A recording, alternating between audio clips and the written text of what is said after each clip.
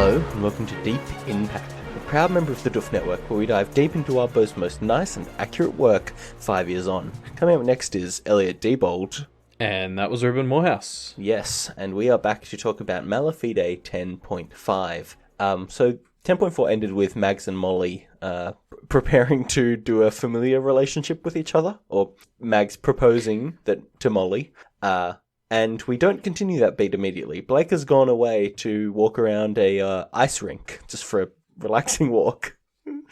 Blake has got to work on his, nosiness. It's just seriously, how am I meant to snoop on the residents of Jacob's Bell through him if he's not even going to try and be, really nosy? Yeah, he does a bunch of snooping this chapter, and he's not very good at it, it seems. That's true. It's not his forte. He needs to work on his eavesdropping skills. Blake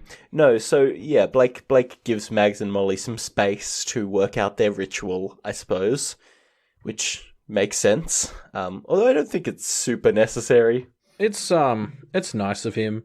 You know, remember when we gave Sandra shit for kind of watching over Mags doing the connection ritual thing to get info on her? This is almost the opposite of that, because he didn't snoop, but he probably would be justified in snooping, whereas Sandra I think was so. kind of the opposite.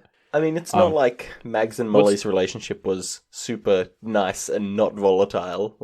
Maybe being around for backup would have been good. Also, I mean, it's his cousin. You could argue that he has, an interest in the arrangement. And his best/only friend. Yeah. So, something interesting that I've noticed, since Blake is walking around like a kind of a frozen lake here, right? It definitely feels like we're revisiting locations from the first arc, kind of in reverse order, right? So, last chapter we had the cafe, whereas this chapter it's a frozen lake, which kind of calls back. I don't think it's the same frozen lake, but because that one was further away, presumably. But it does call back to the first arc when Blake was being chased by the Fjordbold, the bird skull creatures. I wonder what it's signifying. I mean, we've kind of got themes of Blake's rebirth, and so this kind of ties loosely into that. But maybe there's something else going on, but I just can't quite place it. No, I really liked when you brought this up, because this sort of made a bunch of things click for me. I think as you sort of said, we're revisiting a lot of, I think, not just places, but ideas from Arc 1. Yeah. And a lot of them are kind of inverted, he made friends with the Faceless Woman and the Revenant, whereas they were used to torture him way back then. I think that was still in Arc 1. Maybe, or early Arc 2. And then, he's summoning, or not quite summoning, he's bringing a monster into a lake, whereas before he was trying to get away from them.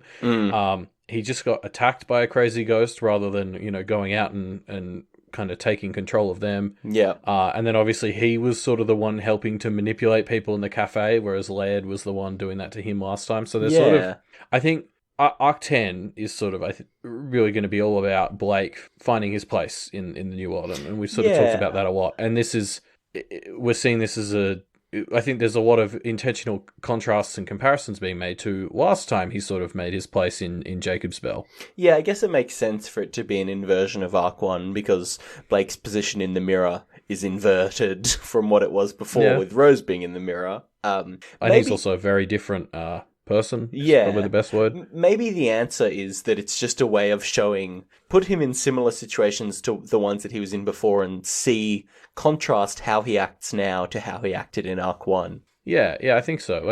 I think it may not be just as simple as all contrasts and all comparisons, but I think it's probably not an accident that so many of the things in Arc 10, for want of a better word, reflect what happened in Arc 1. That's the perfect word, Elliot. There is no better word. Yeah, you're right. So I'm going to read out a quote here, which just led me down an interesting train of thought. Blake thinks, "I didn't breathe. My heart didn't beat unless I willed it to. The smallest of movements made me rustle and creak, even snap like so many broken twigs if I went too long without moving." This is interesting to me because it's Blake kind of explicitly being aware of how other he's feeling, which he's kind of hinted at but not directly confronted. I still feel like he's observing it here, but he's still not confronting what he actually thinks about that. I think he needs to do that at some point. Yeah, I completely agree. Physically, he is definitely becoming more and more other. Even that boost Faisal gave him, like, sort of just slowed things down. Like, I think that's what Faisal said it was going to do. Like, a kind of temporary. It didn't fix anything. Yeah, exactly. So yeah, that was, he really needs to plug the drain fully. Wow, these puns, Elliot, very on point. No, but like what's interesting is I think there's some good signs, and Faisal points them out as well. That at least on a mental level, Blake is still quite human. Like, he hasn't lost his humanity, that's for sure. Yeah, and so there's a lot of effort put into, particularly in this chapter, physically describing how other he is, but there's sort of less that jumped out to me that made him seem mentally that. And I mean, I'm kind of happy with that. Like, he can have crazy, cool body adaptations or whatever, as long as he's still Blake on the inside. Yeah, it's true. It's true. I wonder, because one of the things we've been hitting this chapter is he's getting more and more other. But I guess that's mostly... I guess it hasn't mostly been physical, right? Because there have been a lot of things, and even in this chapter, I still think there's some mental things which seem quite other. I don't know. I mean, I guess he's halfway between, right?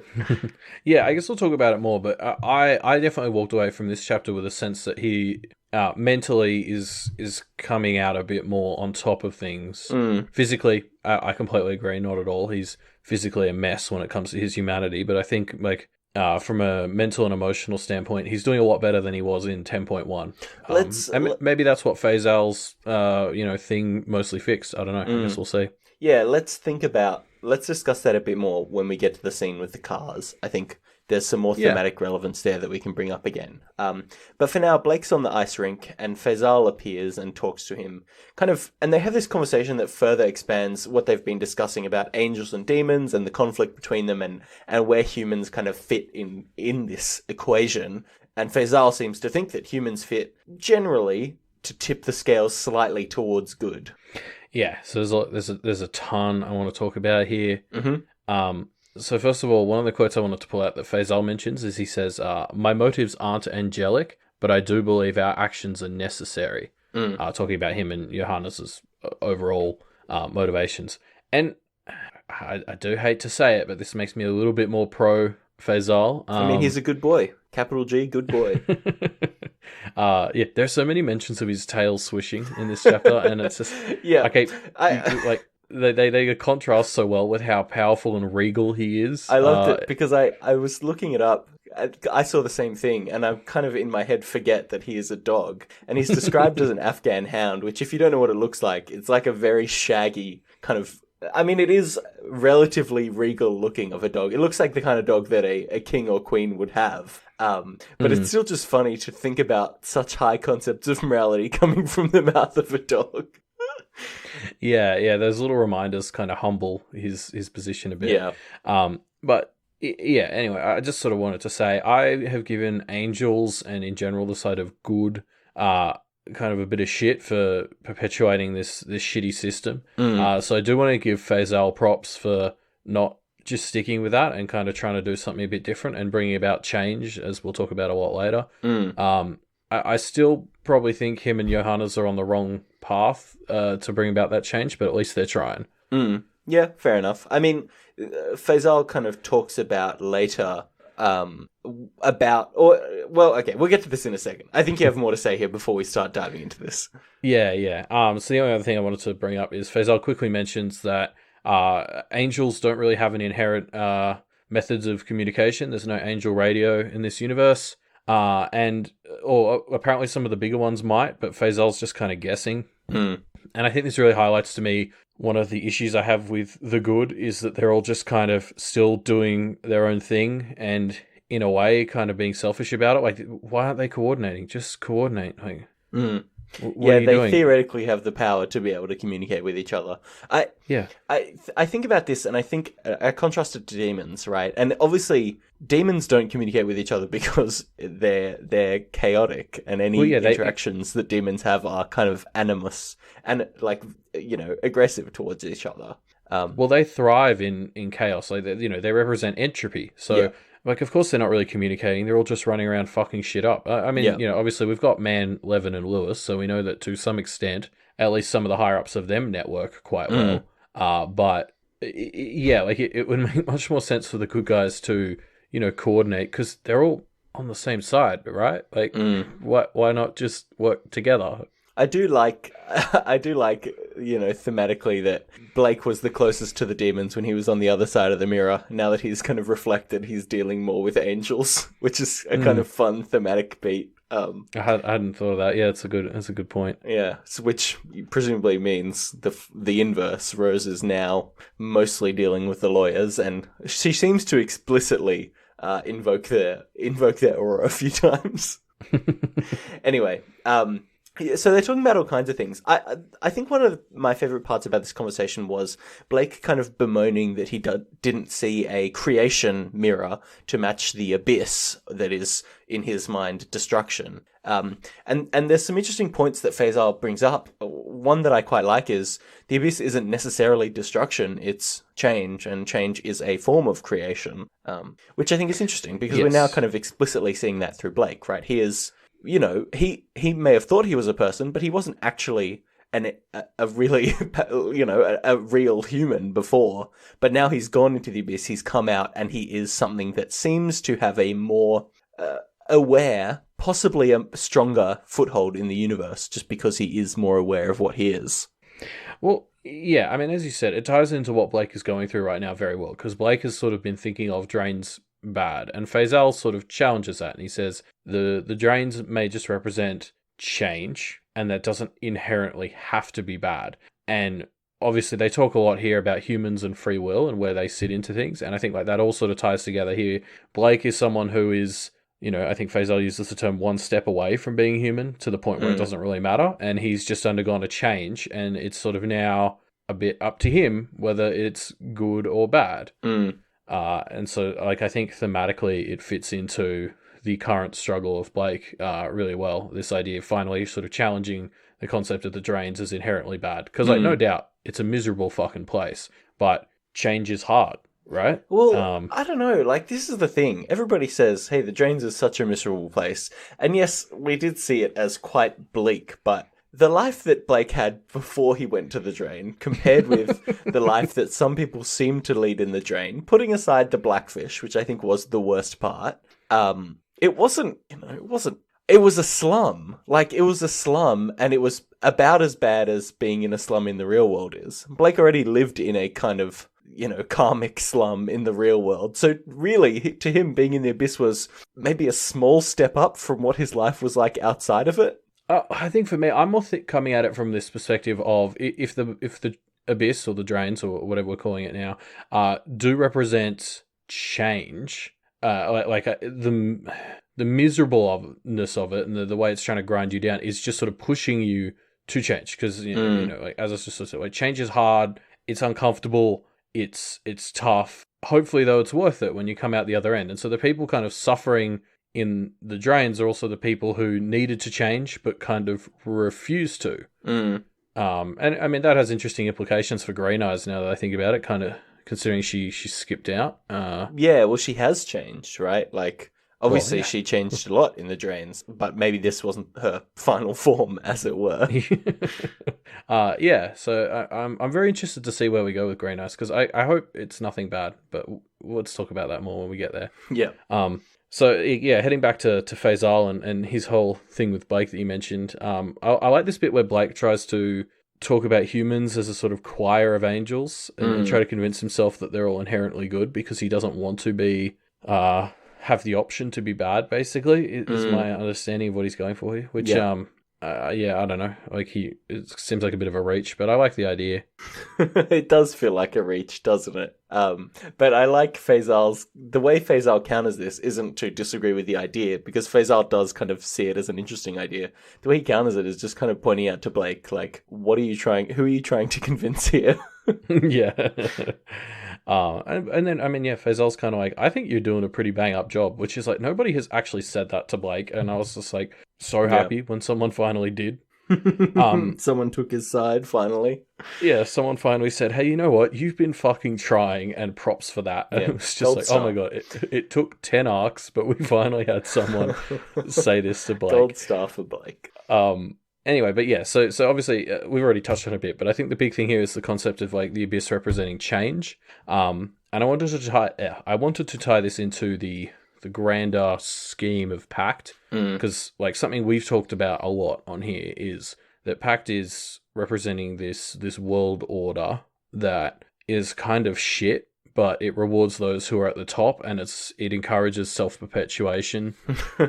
Yep. And like, you know, just sort of the same cycle over and over again. Yes, which is to say Pact is a capitalist system. Well, yes. And you know, people talk a lot about breaking the wheel and making change, and then they just sort of end up in the system. You know, we haven't really seen anyone actually manage to successfully do much on a grand scale, as far as I'm aware. I mean, Black Lamb's Blood talked about one way you could, which is they wanted to update the Seal of Solomon.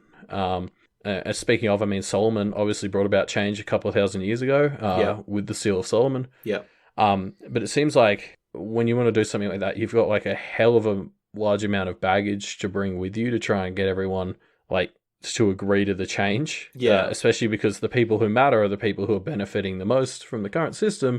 So you got to convince them to, leave a system that they're doing very well out of personally. Can we talk about this a bit more? Because like this is one of the reasons why I'm pro Johannes, right? Because he is the 1%, right? He is in this position where he has access to a crazy amount of power. And honestly, he could probably do something like getting married and starting a dynasty. He has the chops to do it. But instead what he's doing is doing something that he sees as, you know, genuinely breaking the system to prepare for a better world. Like, this is one of the reasons I like him so much, is because he is, you know, privileged, and he's taking that and investing it in a way that feels like it's for the greater good, at least to him, if not to us. Yeah, exactly. And I've been thinking about this a lot, because like the sort of stuff Faisal talks about here got me thinking about, you know, as I sort of said, like he's pro change and he's pro like not just following the word of the good. And so I was like, it kind of seems like he's on the right track. Like I keep giving them shit, but also now it does kind of feel like they're speaking my language. Like, and if we compare him to the Duchamps as an example, or Sandra, right? Like I think the thing that sells it for me is it's kind of easy to be non-threatening when you're maintaining the status quo. Like Sandra can come across so nice because she is really maintaining the status quo. Johannes is pricklier ideologically to come around to, but it's because he's trying to disrupt. He's not trying to just keep the chains as they are. Yeah, no, absolutely. I really like that comparison. But I still can't help but think that towards the end of this, I'm going to come away with the idea that Johannes and Faisal had this sort of right idea. They're trying to bring about change, and I agree with that. But they're probably, I'm almost certain they're going to be going about it the wrong way. All these Pied Piper affiliations just don't sit right with me. His obsession with children. Yeah, fair. Like, I'm wondering if maybe his plan is to set himself up as a bit of a like god, like maybe not literally in the world of Pact, but you know, like maybe his idea is like, oh, we just need a good dictator who makes the right decisions. A benevolent dictator. Yeah, and you know, obviously he's affiliated with angels, so the comparison to Lucifer's already been made. So like, it's sort of there. And I mean, you know, like he's got the Pied Piper thing, so maybe he's planning to like exert control over the population. For their own good, you mean? Yeah, a sort of wolf, ram, and hart type thing, where it's like, you know, oh, I've just made everyone better. Yeah. By sort of controlling them to be good. Yeah. And I mean, you know, these are my favorite kinds of villains, the ones who I sort of, on a level, agree with the point that they're going for, but they're going about it all the wrong way. Like Amon from season 1 of The Legend of Korra is my favorite example. Like, I agreed with Amon's general point. I don't like what he was doing. Well, yeah, he had some good ideas until he started, treating a group like they were second-class citizens, right? That's always how that fascism stuff kind of goes. Yeah, exactly. And I mean, I think that's where, because I think the lawyers will be a part of whatever starts to happen towards the end of the story. And if Johannes and maybe Blake or whoever are sort of trying to lead a revolution, because I think we have Jacob's Bell.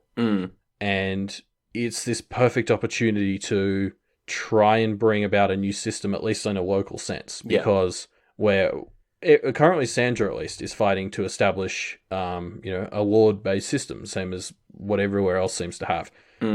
If you can sort of take control and then implement something very different, I mean, that's as good an opportunity as you're going to have, right? And I wonder if, traditionally revolutions of this sort have a pretty good chance of bringing someone into power who's even worse. And I wonder if the lawyers are going to try and be that person. So you think the lawyers are, here to, upset the power dynamic in their favor rather than for the general good?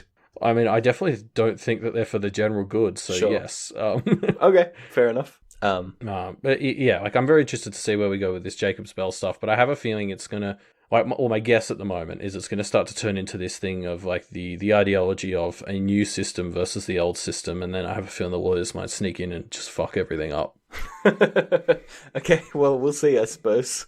So, after Blake and Faisal have their long ethical discussions about good versus evil, Faisal leaves, and he leaves behind a group of pipes in a kind of rough loop. And Blake wrangles this loop, eventually kind of figuring out it's a portal, which opens in the ice, allowing Green Eyes to come through. Yay, and of course this is when you realise why he was at a lake, specifically. And I mean, I love how Wildbow uses the imagery so that you know exactly what this is well before Green Eyes pops out. Yeah. Like, first of all, it's just a set of pipes. So you're sort of like, yay, pipes. Yeah. And then when the portal opens, I think the first line is something like, there was the dim flicker of the old light bulb or something. And you're just like, yep, that's the shithole that we know and love. Bring on the Green Eyes. Yes. And she's so adorable, right? She doesn't talk. She's kind of stuck underwater and can't talk at this part, but she's just so happy to be back in reality, and it's so adorable. Yeah, I mean, the bit where she literally crosses her heart when promising not to kill people to Blake is fucking cute as hell. Yeah. Also, she has teeth the size of fingers, which is terrifying. It's adorable. I mean, she's so adorably terrifying. Yeah. I'm kind of just sitting here hoping that it's all going to be okay. Like, there's that slight little paranoid bit of me that's like, oh, is she going to do something fucking dumb and ruin this? But I'm just hoping she's just going to be a scary little lake monster that, just frightens people. Yeah. Yeah, here's hoping. So Green Eyes and Blake hang out a little bit, not talking, obviously, or they talk, but not really, before Blake has to head out. And he kind of feels, I guess impotent is the word here. He kind of feels like he doesn't really know what to do.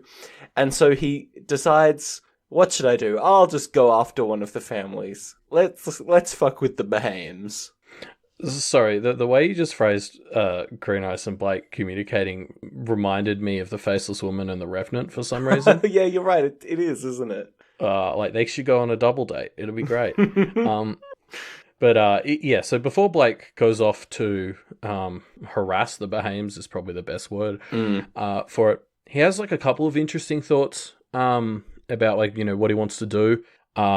First of all, one of the fun ones is that he's pretty sure most of the Thorburns are staying in hotels that are within Johannes's domain. Yeah. So that's fun. Yep. I wonder if Johannes even wants vestiges of them in his domain. It might just be too annoying to handle. Yeah. Yeah. Sort of took one look at them and was like, no thanks. I don't even want you. Yeah, I like the idea that Johannes has, like, manipulated them into staying there as some kind of, bid for some pawns to hold over Rose, but they're just so unuseful in that regard because she doesn't give a shit about them.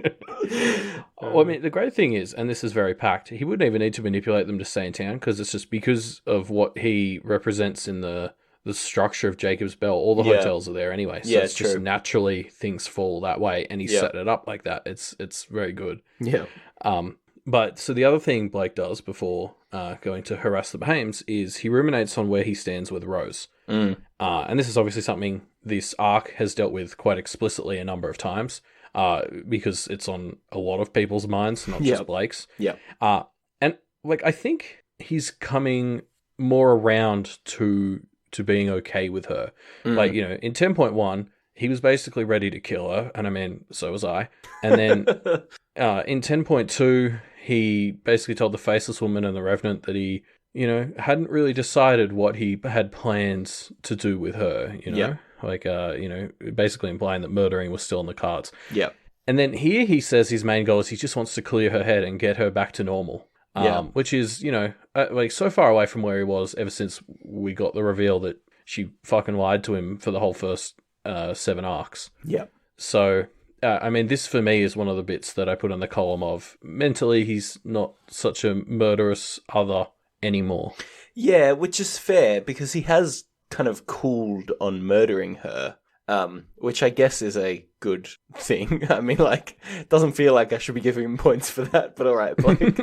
But I don't know, to contrast that, the thing he does next is he just kind of decides, I'm going to go fuck somebody up. Let's just do the Behaims, right? Granted, it doesn't end up being violent or anything, but I think it could have been. And I think the way he thinks about these things now, the fact that he just thinks, what should I do? Oh, I'll just go, fuck with these people. I feel like it's, again, a slide in the wrong direction.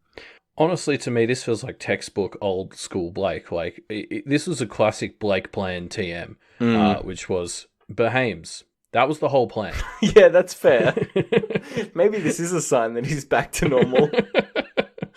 I really think he just decided that the Behaims were the best ones to target for a thing. For shenanigans, yeah. Yeah, and this ends up coming together as just a bit of an attempt at a fact-finding mission, which then turns into a conversion, sort of attempt. Yeah. So, I think pretty peaceful in the end. Yeah, I guess that's fair enough. I don't know, just the fact that it's kind of it feels like, I've got a few hours to kill. What's my hobby at the moment? Oh yeah, it's fucking with Behaims. It feels like he's skipped a step or two to get to being aggressive towards other practitioners.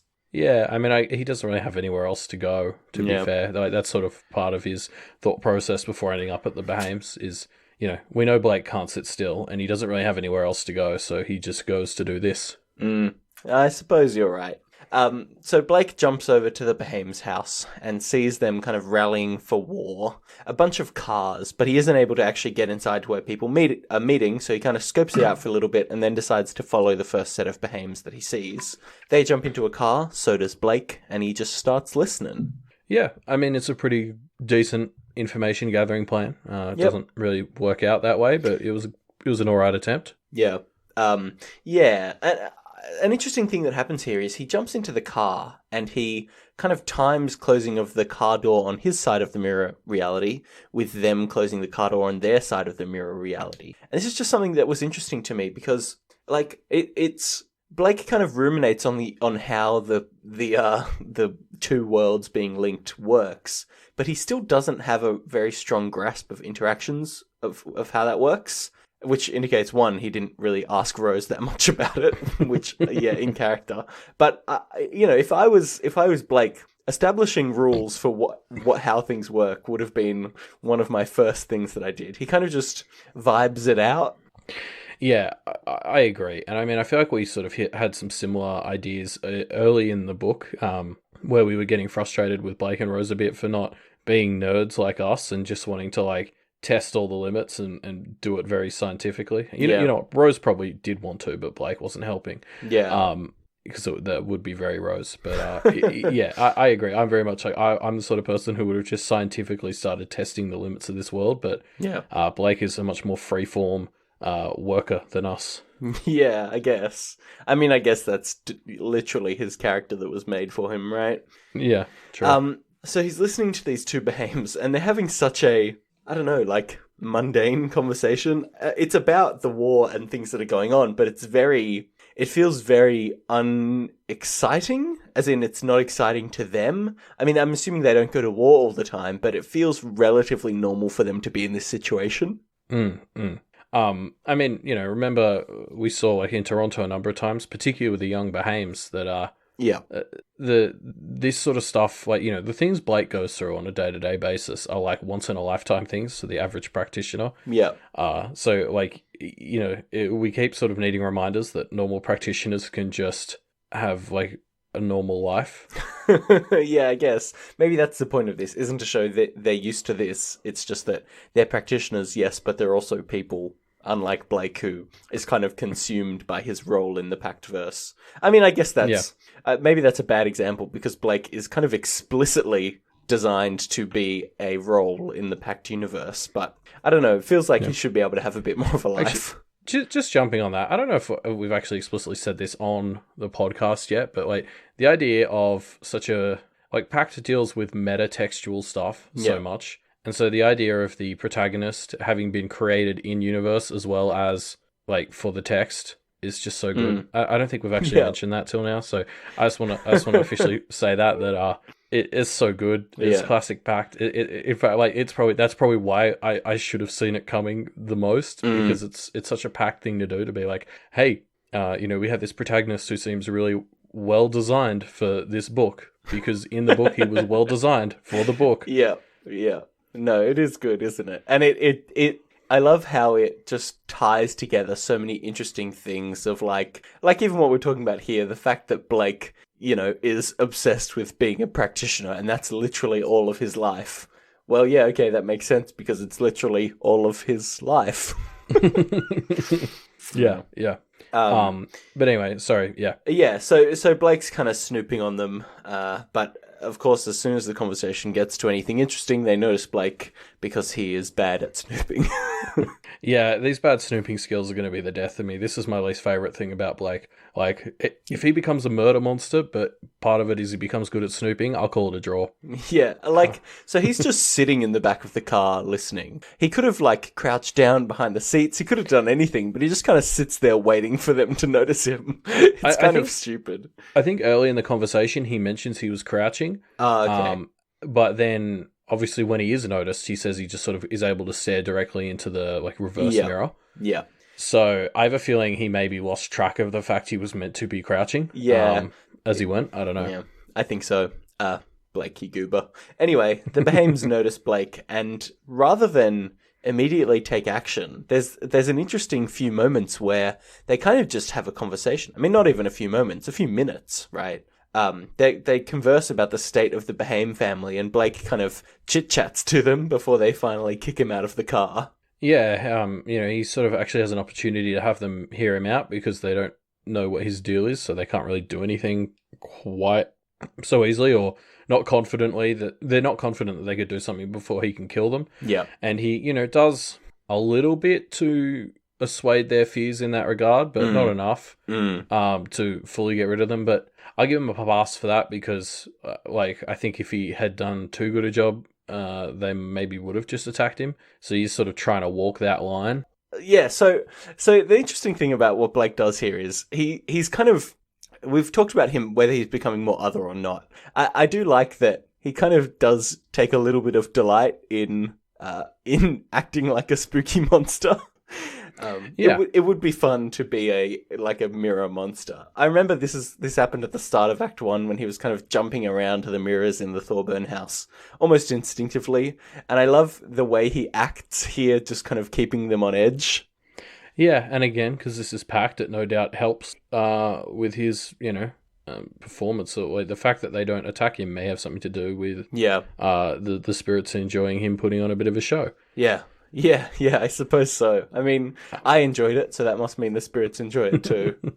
Exactly. I do worry about Blake, because he kind of acts like he's untouchable in the mirror dimension, which we kind of know for sure isn't a thing. I mean, Molly's ghost was able to affect him, the Tweedledee, Tweedledums were able to affect him, and none of those things, like Molly's ghost, I'm not going to say is a very powerful thing. Like, that seemed like some basic practitioning. I suspect it was a rune. Like, runes don't seem to be super advanced. Yeah, someone who actually knows what they're doing, I suspect, could really fuck with Blake here. I don't know. He feels a bit overconfident. Yeah. Again, I think he's sort of playing off that line that. He's walking down that line of trying to be scary enough that they don't want to instantly attack him in case he's more powerful than they think, but not trying to come across as so powerful that he warrants like actual focus. Yeah, that's fair. I worry. I think Gisandra is probably the only team that is actively after him. Yeah, as soon as he and they're also the only people who actually really know what he is. I mean, Faisal knows who he is now. Yeah. But Faisal doesn't seem to have all the context about what Blake Thorburn means. Maybe. Even then, Faisal seems cool with it either way, apparently. I suspect when the Behaims find out who he is, or when these two report back to Duncan, more specifically, because that's the point when Duncan seems to know enough to be able to piece it together, the Behaims are going to be a lot less friendly towards him. In fact, there's a few bits in this conversation in the car that actually lead me to think that Blake suspects that Duncan remembers more than, maybe he should. Yeah. Of what went down in Toronto. Yeah, there's which the moment... sort of lines up with how Duncan's part of 7.x ended. Yes, because there's that moment where the male Behaim in this scene guesses, oh, you're the one who killed Laird, right? Which feels like that's some insider knowledge from Duncan, kind of manifesting. Yeah. Well, and yeah, I don't know. There's just something about something they said about Duncan and some other stuff Blake says makes me think that Duncan's operating on a more Blake aware level than a lot of other people in the story right now, which should be interesting because obviously we know Faisal's there and Sandra and Jezza are kind of there as well. So Blake doesn't really have as much anonymity as he would like. I think, and that has been his greatest asset up till now. I suspect part of what we're seeing is the threads pointing to the fact that everyone will just kind of know who Blake is from the next arc onwards. Yeah. So the last thing I wanted to bring up from this little conversation in the car is so there's talk of presumably picking the next heir. Well, that's the thing. I think it's heavily implied, and Blake definitely assumes that they were having votes to decide who is going to be the next in charge after Duncan, or Duncan doesn't want to be in charge, so they're picking who's going to be in charge now. Yeah. And apparently one of the favorites is an 18-year-old. Mm-hmm. So I just got to really question what the Behaims think they're doing in this contest. Like, what are they trying to achieve, even? Yeah. Yeah, I don't know. Yeah, ever since Duncan said, yeah, I'm making a play, like, I feel like we've all had this response of, wait, really? Why? Yeah. Well, especially now that we find out Duncan's probably not even going to lead the pack. Although, I mean, like, the only other idea I had here is that they're like maybe going to propose another marriage agreement with Rose. I don't really know why I've pulled that out. I don't think there's much to support the read here, but it could be there. Interesting. Yeah, maybe. So Blake next kind of moves on to find Sandra, and doesn't just find Sandra, also finds Jeremy. Yay! Bonus. Yay. Double 2 for 1. How exciting. and to kind of play off the idea of Blake being a bit overconfident, the tone from Blake following these two compared to the tone when he's with the Behaims, it feels immediately more dangerous because they as enchantresses kind of are able to, we see almost immediately, kind of spot him straight away if he isn't sneaky. So his sneakiness skills are really put to the test here. Yes, and of course one of the first things Jeremy and Sandra talk about as well is the mirror dweller being a high priority. And so that also raises the stakes because it's like, okay, not only are they good at spotting him, but we get explicit confirmation that Jeremy and Sandra have him painted as a target. So if he gets spotted, he's in serious trouble. Yes, those two you don't want to mess with, I don't think. Yeah. So Blake eavesdrops to their conversation, and Sandra and Jeremy are basically planning how they're going to deal with Rose. Blake's kind of able to glean some interesting pieces of information here. So, okay, I just sort of brought up the whole marriage thing with the Behaims, and the reason that sort of popped into my head was because I got that vibe here a bunch during my live read. And I went back through, and I still think it's a valid read, and so maybe I've just got my tinfoil hat on a bit too tight. But I almost feel like Jeremy isn't going to attack Rose. He's going there to offer her some sort of deal to take her to Toronto. I'm very interested to see what happens with Jeremy and Rose next chapter. Yeah, interesting. Like part of me almost thinks that Sandra and Jeremy, the way they say goodbye here, like maybe they got divorced and Jeremy's planning on marrying Rose. That seems a little bit too far-fetched, but that would be really fucking interesting to see the responses to that from everyone. I hope not, because I do think Jeremy and Sandra are such a good. I know they have their problems, but I'm holding out hope for these two. You know, there's a few moments where Jeremy kind of helps Sandra adjust her body language in order to be a bit more kind of like playing the role of the matriarch of the Duchamp family, because he's outside of this, he's able to kind of see it a bit better. And it's such a nice little moment of them just kind of having a nice interaction that feels kind of genuine and, I don't know, like not necessarily loving, but supportive. Yeah, I completely agree. In fact, the conversation for me takes on this really heartbreaking feel because they're clearly so in love with each other. Or, and they're essentially... I don't think it's love. I think it's just... Or it's love, but not kind of... Not an infatuated love, more of a respectful love, you know? No, of course. And I mean, that's sort of what we saw in Sandra's interlude. Yeah, like true. Jeremy and his god, you know, for him... like a romance with someone is never going to be a mostly sexual thing because he's kind of got that base covered through his day job. So like there's a real emotional connection between these two. Yeah, that's true.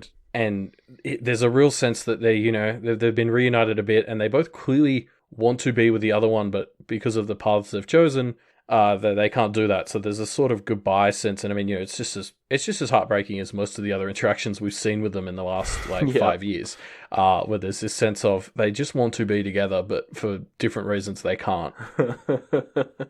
Yeah. No, it's true. We'll see. Another thing that sort of occurred to me while I was thinking about like all this, Jessica going back to Toronto, I'd never really considered what Toronto would be like if Jeremy like took it over.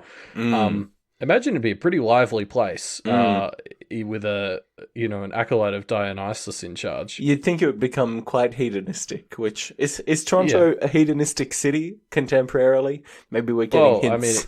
I mean, I don't know. Like I'm thinking like the whole place would turn into like the red light district of Amsterdam type situation. Maybe. Anyway, Sandra and Jeremy kind of part ways here in a bit of a melancholic moment between the two of them. Jeremy is going to Hillsglade House to deal with Rose, while Sandra seems to be headed for Mags to deal with her. Blake has to choose which way is he going to go. Mags. Yep, all right. Next question. Yeah. So something I like is Sandra says, hopefully the girl hasn't committed, which is an interesting comment that doesn't quite fit into what it doesn't quite fit into what we have seen of their conversation, so we need to read into it a little bit. And the read that I think into it is Sandra worrying that Mags has committed to being, you know, having Molly as her familiar, with the idea that it definitely means they're against each other. And I was going to say that it feels sad that Sandra has to attack Mags, but then I was like, well, she doesn't have to. She's choosing to do this. I don't have to feel bad for her. I agree. I actually took the very different read. This is one of the lines that made me think the Sandra and Jeremy are planning to set Rose up with someone, or maybe like take her to Toronto. Like I read it as like Rose. Hopefully, Rose hasn't committed to being in Jacob's Bell or something. You know. I don't interesting. know. I sort of read it as having to do with Rose, but I agree your read makes sense as well. I mean, it's interesting if Mags is losing her place as the ambassador, or as the neutral party, because of what she does with Molly here. Will having Molly as a familiar be enough to fortify her without that role? Because we kind of know that's all that's keeping her together at the moment. That'll be interesting to see. We'll see, I suppose. Also, wasn't Mags at the Hillsglade House last time we saw? Like Jeremy and Sandra could just carpool. I get the sense that we're close enough now that they're close enough now that they are going to split up slightly to deal with them. I mean, I think they're not necessarily right next to each other anymore. More like, you know, one's out in the forest and one's at the house, which is maybe 10 minutes away. Yeah, sure. That's the end of Malafide 10.5. I guess we will continue to see where this chapter goes. Just a fun little note that I thought of that doesn't really fit into anywhere in the notes. The chapter title means bad faith, and we now have a villain who is a priest, taking an active role in this chapter, which I like. A very on-the-nose meaning of bad faith, I suppose. Yeah, I hadn't thought of that. That's a nice little connection. This is an interesting chapter because it does feel like a in-between chapter. Like it's the moments in between the kind of earlier threat of Molly and dealing with that, and the second half of this arc, which presumably deals with Sandra attacking Mags and Jeremy attacking Rose, or at least one of those. Yeah. But even though it is a kind of a bridging chapter, there is a lot of interesting little juicy bits to get out of it. And it's interesting that our episode has gone, like normally a chapter like this we would talk for 30 or 35 minutes, but this one's shaping up to be a 50 or 55er. Yeah, man, Arc 10 is really getting our times up. I shudder to think of how long we're going to talk about the Arc 10 interlude for. Yes, well, let's move on and keep it clamped down, and we'll move into our bonus bit for this thing, and we're doing a comment dive. Yeah, so I was originally going to go through the comments and see how many people were in favour of Blake going to Mags and how many were in favour of choosing Rose, but nobody chose Rose. Everyone picked Mags, so that didn't really work. Yeah, Rose isn't winning any popularity contests. I mean, even the fact that he's not really choosing Rose, he'd be choosing to check up on, the Cabal. Apparently not enough to swing it against all the negative Rose energies. I have to imagine, maybe it's just me, but I have to imagine Mags is a huge fan favourite. Yes. I mean, she's one of my favourites. Yes, going through these comments, there was a surprising amount of maybe like 3 or 4 comments mentioning that now Green Eyes is back, it puts the Blake and Mags ship in danger. Jesus. Oh, anyway. Moving on. So we put out some other comments that brought up some interesting things. And this is one that I put out a comment by someone called Anya, and it was an interesting one. It's a short one, so I'll just read it out. They said, I'm like 85% confident that despite the Ivy thing, Blake wasn't the vestige. It's just that all his connections got eaten, so he stopped existing, so his friends and everyone else filled in the void. After Rose started existing, they filled in the gaps by having her replace Blake in their interactions. It's a fun little fan theory. I mean, it's definitely not what Blake believes, and it's definitely not what the Drains showed to Blake, but it does make a certain kind of sense if you think about it, and I quite like it as a fan theory, so we'll see. Yeah, I think, I could see this working in universe, I guess. But metatextually, it was such a big revelation. It's defined so much of the story since.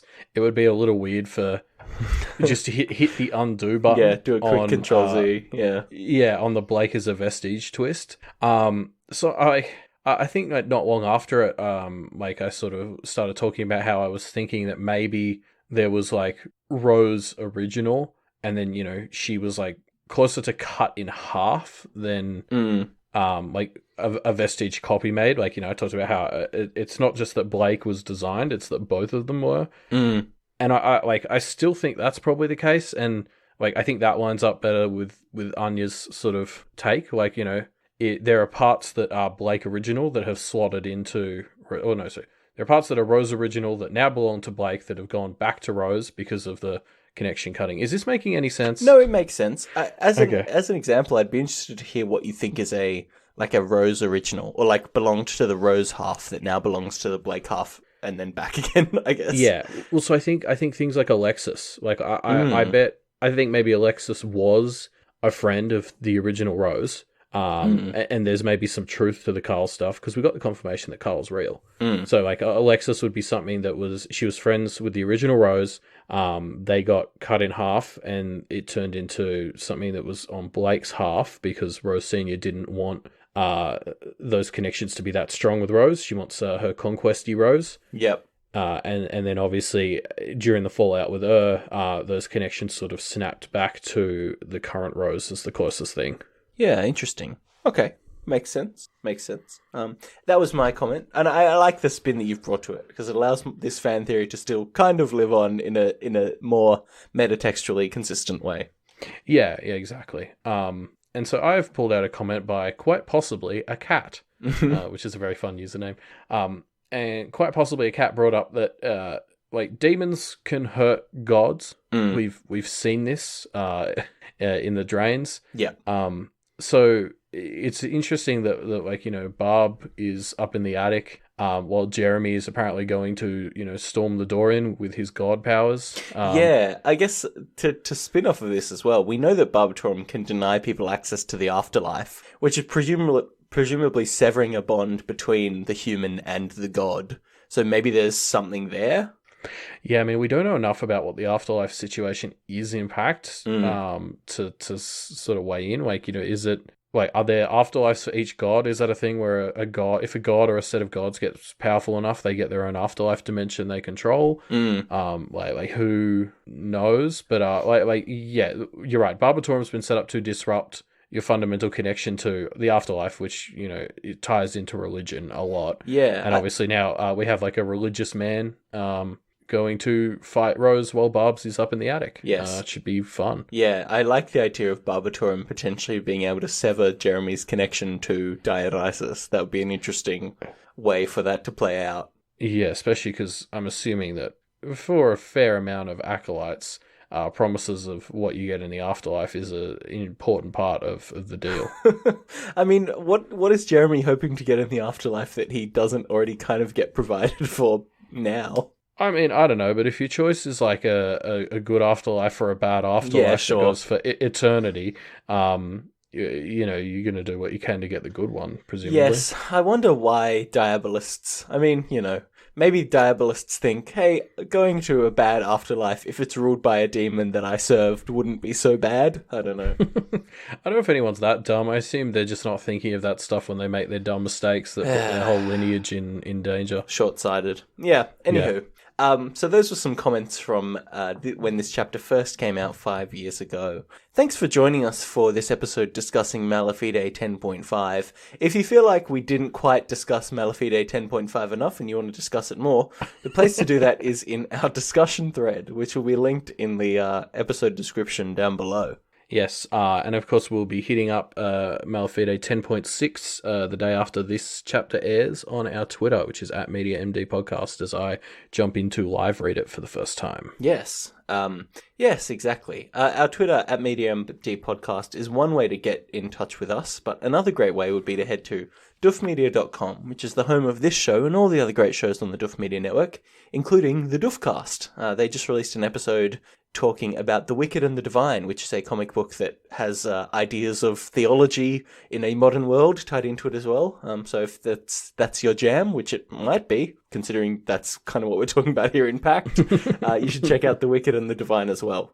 And of course, if you want to keep Doof afloat and keep, you know, places like the Doofcast doing cool episodes like that. In fact, I think The Wicked and Divine was a Patreon episode, a right? Patron-produced episode, that's right. If you donate at, I think, $20 a month and up, you can produce an episode of the Duffcast where they discuss a literary work, or if you donate at $45 and up, you can produce a audiovisual Duffcast episode about a TV show series. Hold on, I'm just double-checking. Double-check, fact-check it for us, Elliot. Okay. Yes, so at the $20 level, you get a short story or a movie. You get to produce an episode on one of those. And then at the $45 or more, you get to do you get to produce an episode of the Doofcast relating to a television series, you know, or the first season of one. Yep. Or to select a book for the book club. Yes. Now, if that sounds like a lot of money per month, that's fair enough. There's some other lower tier perks you can get as well. One of the newest perks is the $5 Doof Dancer, I believe it's called, pledge level, which gives you access to a new thing that we're doing, which is the Doof and Chill streams. Yeah, and so these are a once a month fun thing that we're doing where you know, as many doofers as we can get for that Friday night American time, Saturday Australia time. We'll get together and do something fun on a stream. So we did one last week, in fact, and we or, you know, a few days ago when this airs, you know, where we all played Jackbox with some of our patrons. It was very fun. You will probably be able to see an edited down highlights version of that on the Duff YouTube channel. But if you want to participate and view the whole thing, you'll need to be a patron at $5 a month or more. So go on over to patreon.com/duffmedia to check out more information about that. Yes, and while we're talking about Patreon, Wildbow has a Patreon, patreon.com/Wildbow, and obviously, you know, his Patreon is what results in like Pact and Ward and Twig and whatever comes next. So, if you're loving these stories as much as we are, you should throw some money Wildbow's way if you can. It's a very, like, there's a lot of reasons to do it, but here's one that you might not have thought about. Wildbow writes bonus chapters based on donations. So if you're enjoying this show, and you're enjoying shows like We've Got Ward, on another show on the Duff Media Network, if you want more content on those shows, you can back Wildbow, then he'll write more stuff. He'll write bonus content, and then these shows will have to cover that bonus content. So you can kind of invest in yourself to enjoy more content for yourself, something like 3 or 4 months down the line, by donating money to Wildbow on patreon.com. Not to undermine everything you just said, but does he still do that anymore? I don't think he does. Does he? Oh gosh, I'm so much in Pact mode. We haven't had a Thursday chapter since Eclipse, I don't think. We'll see. Anyway, if you want to find out, go to Wildbow's Patreon. I'm sure the info's on there. Yeah, okay. But apart from that, we'll see everyone for Malafide 10.6 on Friday the 30th of August. See you then.